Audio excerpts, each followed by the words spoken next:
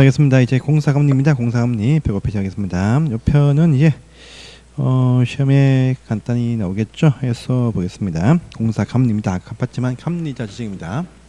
자, 모든 건물이 아니죠. 보시면 거기 감리자입니다. 건축법은요, 감리자 지정을 말입니다. 자, 보시면 이제 건축주가 한다. 그것이 원칙입니다. 원칙이요. 그래서 주택법 같은 경우는요, 감리자 지정을 해당 사업계획 승인권자가 한다. 합니다. 승인권자가 한다. 하지만은요, 건축법은 지정을 건축주가 한다. 합니다. 당연히 시공사 감독하니까 계열사, 시공회사의 계열회사는 임명해서는 안 됩니다. 안 된다. 이렇게 얘기합니다. 할 때 보시면 이제 모든 건물이 아니죠. 허가 대상 건축물하고 그 다음에 리모델링 하는데 15년 이상 지난 건물 요거 할 때 보시면 건축사를 이제 정한다. 그것이 원칙입니다. 원칙인데 그런데 이제 다중이용 건축물 같은 규모가 큰 건축물일 때는 보면 건축사뿐 아니고 건설기술 용역업자도 정할 수가 있다. 등이 있습니다. 용역업자도 정할 수가 있다. 되어 있습니다. 자, 이렇게 합니다. 보시면은요, 이제 감리할 때, 이게 큰 의미가 없고, 감리할 때입니다. 보시면, 이 설계 도서대로의 시공하는지를 본다. 설계 도서대로의 어떤 시공 여부를 봅니다. 그런데 이제, 일치할 것을 이제 확인한다가 원칙입니다. 그런데 허용되는 오차에 관한 범위도 있더라가 또 뜹니다. 해서 보시면, 0.5%의 허용되는 오차의 범위, 1%, 또 2%, 3%가 옆에 보시면 있습니다. 있어요. 자, 0.5% 건폐율입니다. 건폐율 0.5%. 1%는요, 용적률이 1%입니다. 2%는요, 각종 어떤 너비와 또 그 너비와 깊이, 그것도 그러니까 너비입니다. 깊이와 어떤 길이, 또 깊이 너비입니다. 너비. 또 두께, 각종 어떤 두께와 거리죠. 거리는 3%입니다. 그래서 건용 입의 길이, 건폐율, 용적률, 깊이와 어떤 높이와 너비, 두께와 거리, 각 기호는 허용된 오차에 봅니다. 따라주십시오. 자, 위반상에 대한 조치는 큰 의미가 없고 다음 페이지 봅니다. 다음 페이지.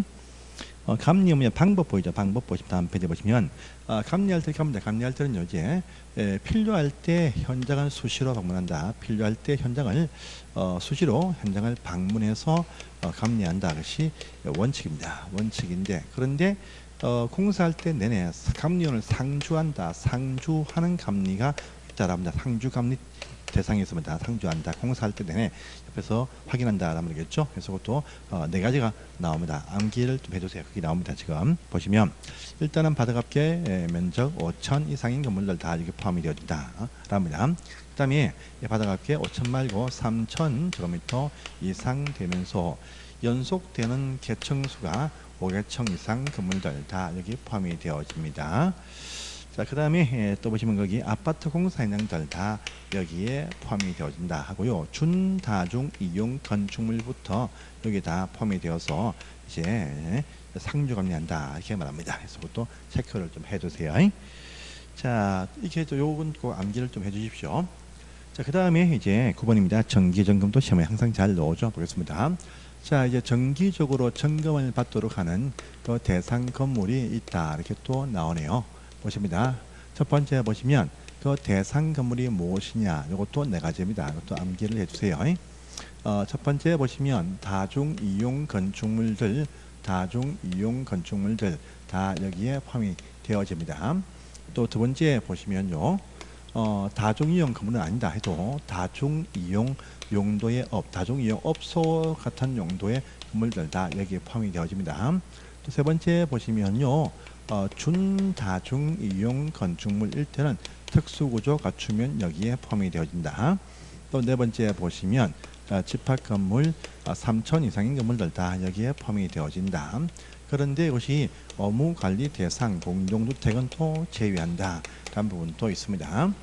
또 두 번째, 요 점검하는 시기도 중요합니다. 시기 중요해요. 이런 건물들 사용 승인 받은 날부터 곧바로 하지 않고요.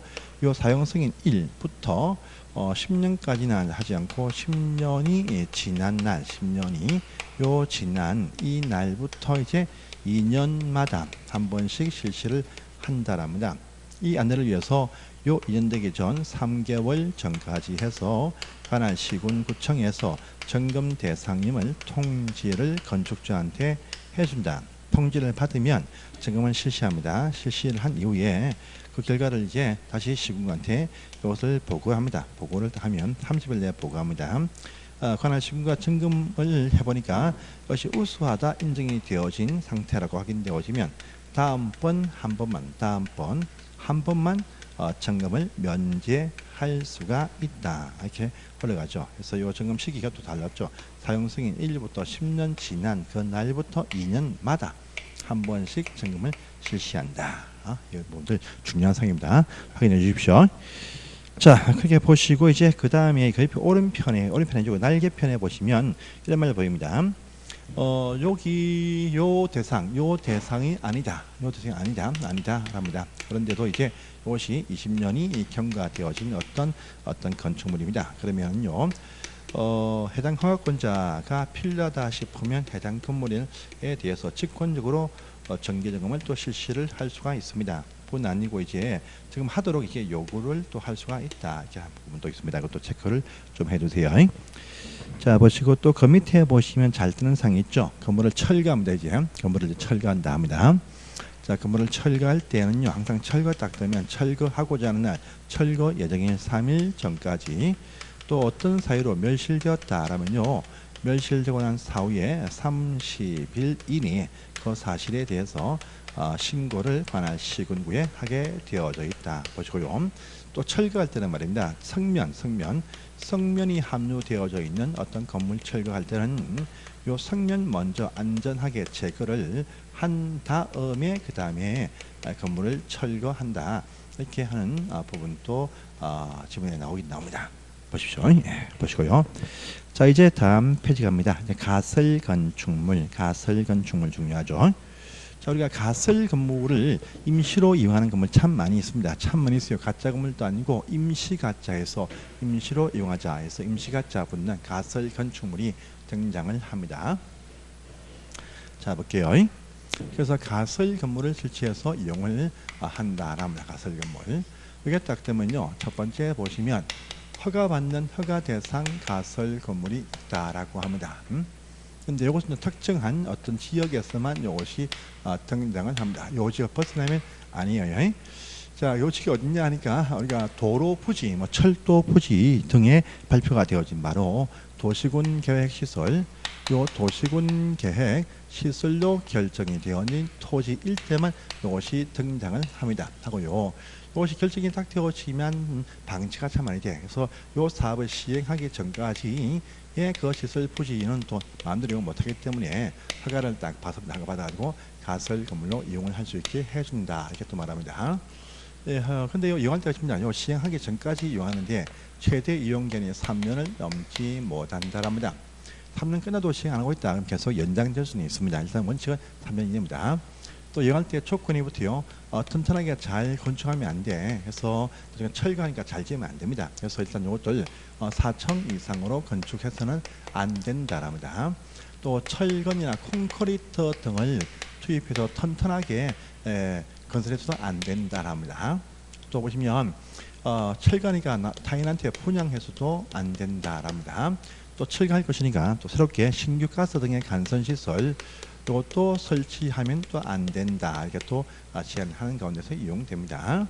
자, 또 하나 더 있습니다. 그럼 허가 대상 가설 건물이 아닙니다. 이것이 아니면 전부 다 신고한다. 신고 대상 가설 건물이 대부분입니다.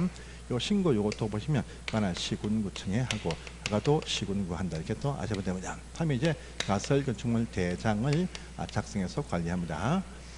요 신고 대상은 보시면 이것도 3년까지만 이용한다. 이것이 기본적인 원칙입니다. 그래서 대상이 좀 많아요. 참 많겠지만 특히 몇 개 봅니다. 몇 개 나와 있습니다. 보시면 뭐 견본주택은 큰 문제가 없고 그 밑에 5번이죠.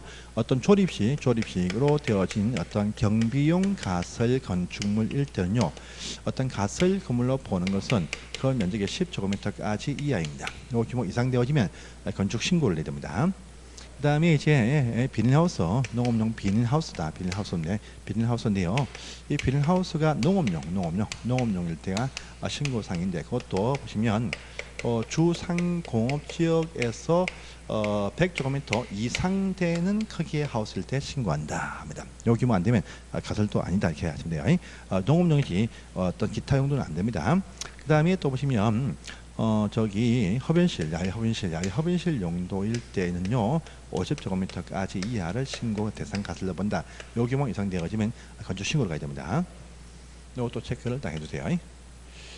자, 이게 또 연장입니다. 그럼 관할 시군과 대장간 매월 확인해서 이제 요것도 3년 존치기간이죠. 존치기간들. 요 존치기간 만료되기 30일 전까지 해서 확인한 시군구청에서 연장 등 안내에 대해서 통지를 딱 해줍니다. 이때 보시면 통지 받으면 허가 대상 가설 건물일 때는요. 요 기간 만료되기 14일 전까지, 또 신고 대상 가설 건물은요. 요 기간 만료되기 7일 전까지 각기 연장과 신고와 신청을 하게 되어져 있다. 라는 부분이 있습니다. 그리고 공장 안에서는 가설 건물하고, 그리고 또 뭡니까 저기 농업용 가설 건물은 철거란 말이 없다. 그러면 철거하겠다고 신고하지 않는 한 자동 갱신되어진다. 이렇게 또 말합니다. 이런 분 따라 주십시오. 자, 보시고 이제 넘어가겠습니다. 다음 페이지입니다. 자, 이제 건축물의 대지와 도로죠. 대조로 이제 건축 제한이 쭉 나옵니다. 건축 제한, 건축의 규제, 건축 제한이 또 등장합니다. 대지와 도로, 건축 규제, 건축 제한이 등장을 하네요. 이것도 보겠습니다. 자, 우리 대지입니다. 이제 건축 규제가 등장을 합니다. 건축을 위한 각종 어떤 규제가 등장해요. 대지입니다. 대지로서의 일단의 조건을 갖춰야 된다가 첫 번째 나오는 제한입니다. 두 번째 보시면 조건을 갖추었다 할지라도 맹지면 안 돼서 도로란 곳에 접도 붙어 있어야 된다가 또 등장을 합니다. 이때 도로의 기준은 또 무엇이냐, 또 이때 보시면 또 너무 좁을 때 무슨 건축선이라는 것이 또 발생한다 등이 또 등장을 딱 합니다. 세 번째 보시면 접도했지만 건물 구조도 튼튼하고 안전한 설계, 안전한 어떤 구조를 갖춘 설계를 보고 나서 확인해서 허가 내어줍니다. 안전하다 해도 있을 거 다 있으라 해서 필요한 설비 이것도 같이 포함되어서 설계가 되어야 허가를 내어주겠다. 그래서 대지, 도로, 구조와 설비입니다. 자, 그런데 이제 대지의 조건을 또 봅니다. 조건이 또 많아요. 첫 번째 보니까 대지는요, 이 대지 자체도 안전해야 된다. 대지의 안전한 조건을 갖출 것을 또 요구한다. 또 두 번째입니다. 요 대지가 보면 어떤 면적이 나오면 조경 이런 것도 설치를 하게 한다랍니다. 또 세 번째 보시면 요 대지에 보시면 공개 공지를 설치하는 그 위치와 또 대상 건물도 등장을 합니다. 공개 공지. 또 네 번째 보시면 요 대지가 보시면 어떤 곳에 좀 대지 안에 공지라고 또 띄우게 하는 경우도 발생합니다. 또 5번 딱 보시면 또 띄우지 않고 서로 붙인다. 맞벽으로 맞대어 붙인다. 맞벽 건축을 또 하는 것도 있습니다. 또 6번 보시면 대지가 되기 위한 최소한의 넓이가 필요한데 요 넓이 이상 나오게 해라. 요 넓이 이달되는 토지 분할 탕생을 금지한다 등도 나옵니다. 첫 번째입니다. 대지 안전이죠. 자, 안전편 딱 보시면 나옵니다. 지금 대지는요 도로보다 밑에 있으면 원래 안 된다. 이것이 원칙입니다. 원칙이지만요. 그렇지만 요 경우도 빗물 때문에 빗물이 고이면 건물이 위험해진다 해서 요 빗물을 뺄 수 있는 시설, 배수 시설을 잘 갖추고 있거나 또는요 방섭이 필요 없는 어떤 건축물을 이제 건축을 할 때는 이제 가능하다. 그런 부분. 도로 밑에 있으면 빗물 잘 빼고 방섭 필요 없으면 도로 밑 대지도 된다란 말입니다. 그 다음에 또 두 번째입니다. 섭지라든지 매립지 같은 경우는 물을 다 배출한 다음에 성토에서 지방 계량이 딱 되어지면 해당 그 토지에 건축할 수 있게 해준다. 이렇게 둡니다. 그 다음에 또 보시면 대지에는 항상 배수관 시설, 우수관 시설 이것들을 갖추고 있어야 된다라는 말도 나옵니다. 물을 뺄 수 있는 시설이 있어야 됩니다. 또 송계 우려 있는 토지, 붕괴 우려 있다, 송계 우려 있는 토지 옆에서 건축을 하고자 할 때는요. 안전한 조치를 갖추어야 건축을 할 수가 있다 등이 또 나옵니다. 이 안전 조치가 또 무엇이냐라고 하니까 이제 옹벽 조치한다, 옹벽을 설치한다, 옹벽 조치가 필요하다 이렇게 딱 듭니다. 옹벽 설치하는 기준은 또 무엇이냐랍니다. 여기 경사진 각도를 좀 봅니다. 그래서 1대 1.5 이상의 각도가 나오면서 요 경사지의 요 높이가 보면 1m 이상 높이를 갖출 때부터 옹벽을 설치한다. 또 옹벽의 벽면은요 배수 구멍 또 지지하는 요것들 외에는요 돌출물이 있으면 안 된다. 이렇게 또 제한합니다. 또 옹벽 자체 그 높이가 2m 높이 이상이면 콘크리트로 튼튼하게 축조를 해야 된다 등 또 이제 등장하고 있다. 이렇게 또 아시면 되겠습니다. 이것이 대지의 안전 조건입니다. 그래서 보시고요. 자, 그 다음에 2번입니다. 대지의 조경은 참 중요해요. 대지의 조경하면 요 대지 면적 자체가 200제곱미터 이상입니다. 건물의 연면적이 아니고 대지, 건물당 대지 넓이가 200제곱미터 200 이상이면 조경 설치할 의무가 발생을 한다라고 합니다. 해요. 대지입니다. 대지. 건축이 아니고 건축의 대지입니다. 대지.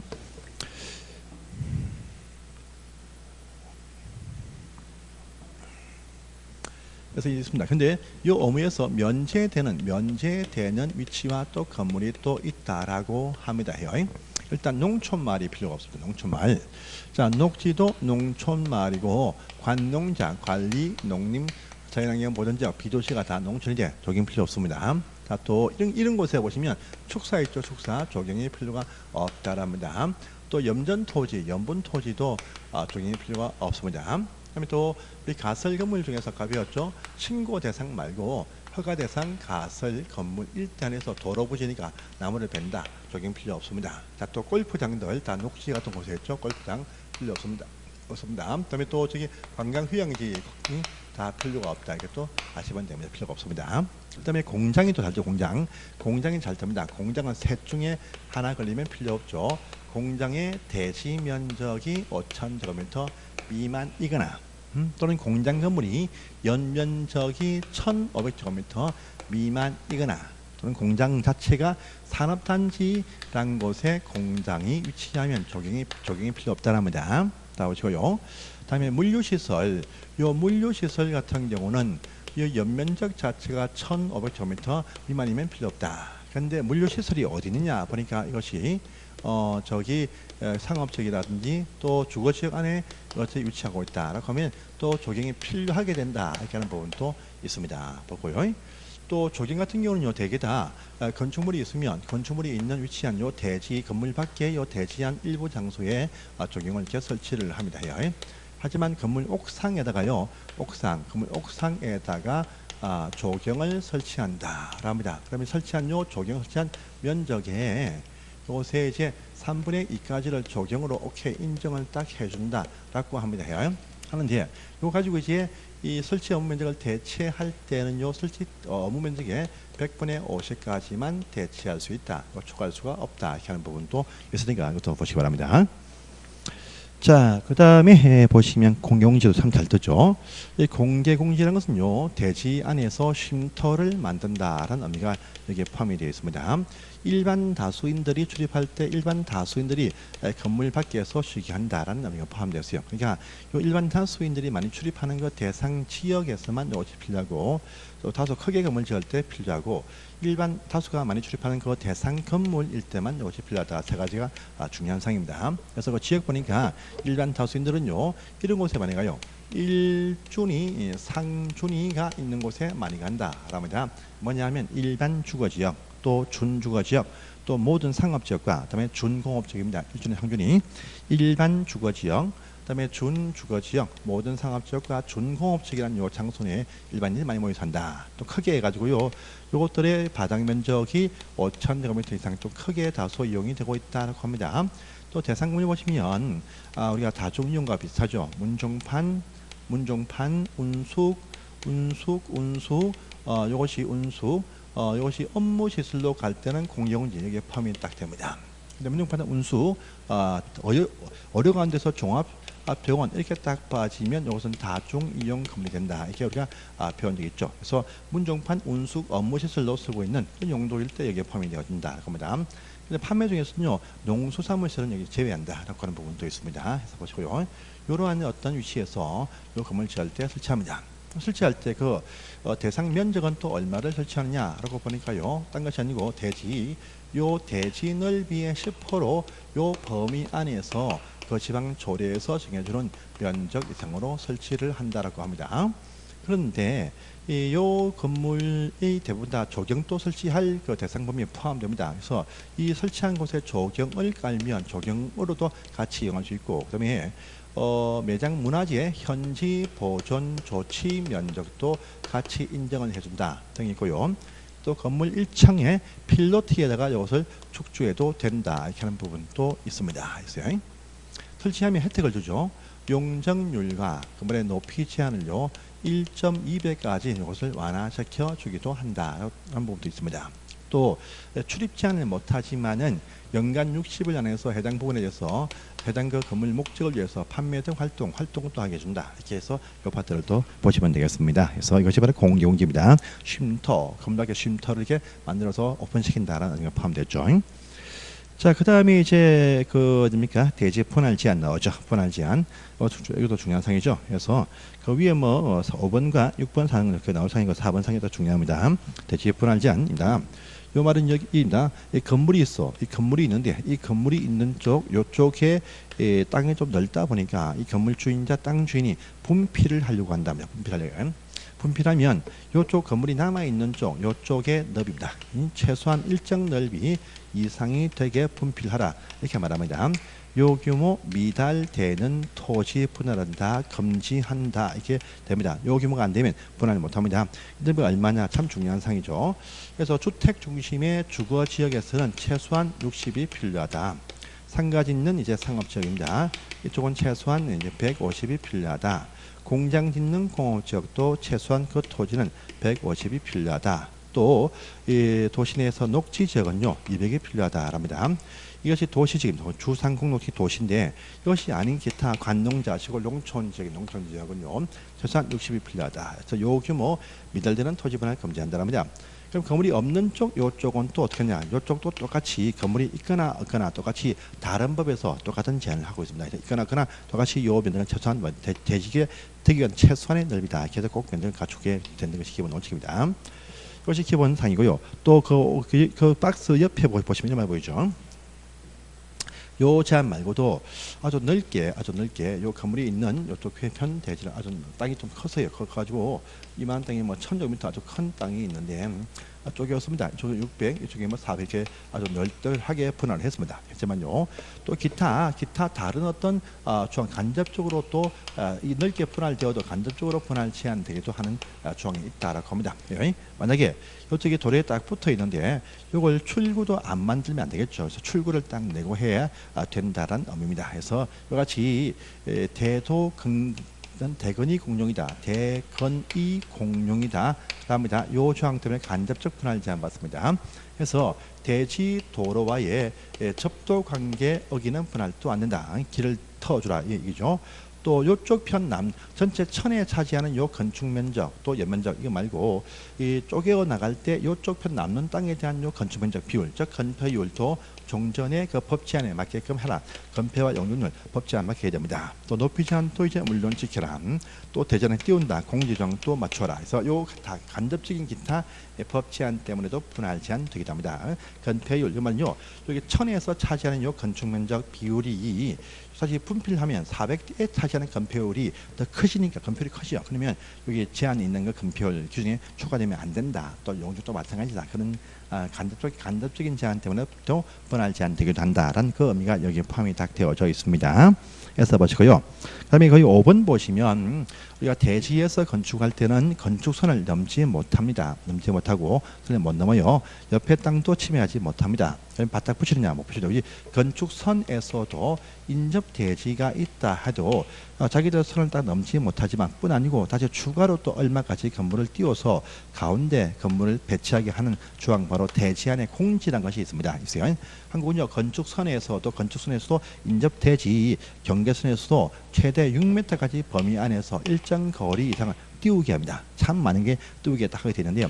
상세한 사항 우리가 볼 필요가 전혀 없습니다. 근데 여기 밑에 있는 이거 세 가지죠. 아파트와 연립 다세대 세 가지 주택 일단 띄우는 것도 한번 봐주시면 좋겠습니다. 해서 보십시오. 그래서 최소 6m까지 범위에서 건축선과 인접대지에서 띄우게 하더라. 6m 건축선 인접대지 경계선에서 띄우게 한다. 알아주십시오. 그럼 띄우게 되면 건물이 좀 커지면 건물이 더 띄워지게 되어 있습니다. 그런데 반대로 어떤 곳은요, 5번입니다. 바짝 저기입니다. 여기 5번입니다. 어떻게 바짝 붙여서 맞대어서 맞벽으로 건축을 하는 것도 상당히 많이 있습니다. 맞벽이라는 것은 맞벽, 이 맞대어 있다 이죠. 그래서 인접 대지선에서 50cm 이내로 아주 바짝 붙어 있는 맞벽 건축하는 곳이 참 한국에 많이 있습니다. 그래서요, 이게 붙어 있습니다. 붙어 있어. 어디냐니까요. 상업지역 것들은요, 옆에 인접당 주인 눈치 볼 필요가 없고 다 맞대어서 붙일 수 있습니다. 또 두 번째입니다. 이 주거지역은 안 돼요. 원래 주거지역 안 되는데, 주거지역도 안 되지만 옆에 땅 주인과 주거지역도 합의가 되어지면 맞벽으로 맞대어서 지을 수가 있습니다. 또 세 번째, 건축협정 구역에서 맞벽으로 맞댈 수가 있다. 또 그 지방 조례에서 정해주는 지역이면 맞벽이 가능하다. 등이 딱 됩니다. 맞벽이니까 불이 났으면 불이 너무 세겠죠. 그러니까 맞벽일 때 보시면 요 사이입니다. 맞벽 사이에 이 건물의 주요 구조부입니다. 주요 구조부하고요. 그 다음에 이 건물의 외벽입니다. 외벽. 이 외벽들은 전부 다 내화구조 튼튼하게 하자. 내화구조라고 하는 제안도 붙는다. 이렇게도 되어 있습니다. 이것도 체크를 같이 해 주시기 바랍니다. 네, 여기 보시고요. 그 다음에 요 사이에 불연 재료로 하자. 한번 또 체크해 주십시오. 그래서 맞벽 건축 가능한 경우도 있더라. 이렇게 나옵니다. 자, 넘어가시고 다음 페이지 봅니다. 보시니까 이제 도로. 이건 잠시 또 10분은 쉬었다가 도로편을 하겠습니다. 10분 쉬겠습니다. 예.